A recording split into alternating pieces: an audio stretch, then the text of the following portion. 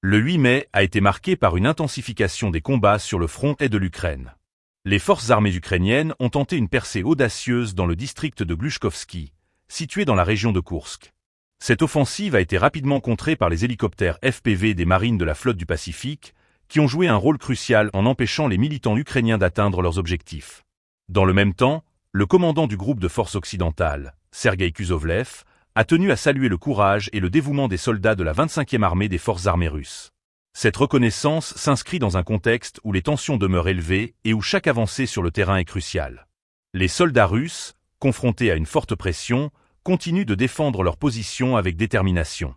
Les événements du 8 mai soulignent la complexité de la situation militaire.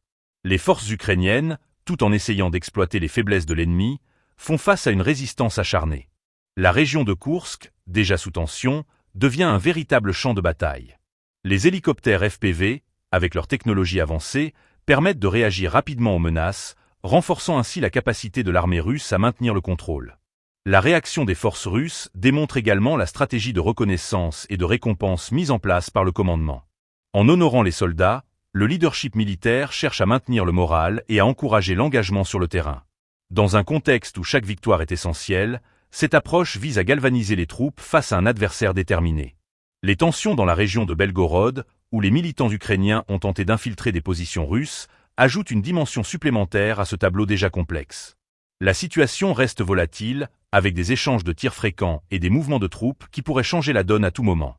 Les forces ukrainiennes, bien que confrontées à des difficultés, continuent d'explorer toutes les voies possibles pour inverser la tendance. Les implications de ces événements sont significatives.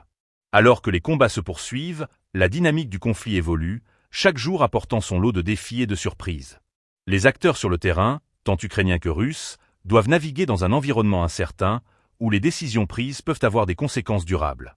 Le 8 mai s'inscrit ainsi dans une chronologie militaire marquée par des combats intenses, des stratégies adaptatives et un engagement sans faille des forces en présence.